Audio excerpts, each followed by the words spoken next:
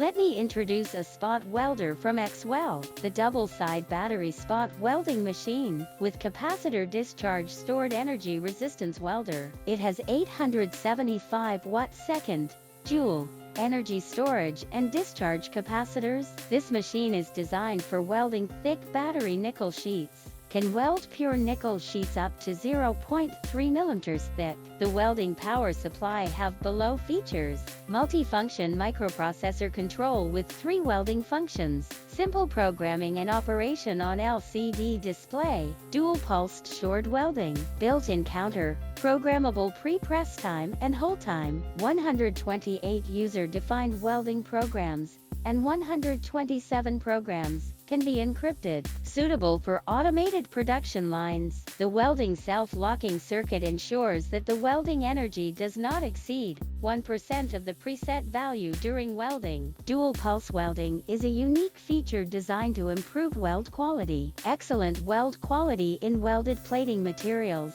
and reduced weld metal splash. The first pulse is used to remove the oxide layer and the dirt on the workpiece, and the electrode can be aligned with the workpiece to be welded. The second pulse is used to weld the base metal workpiece.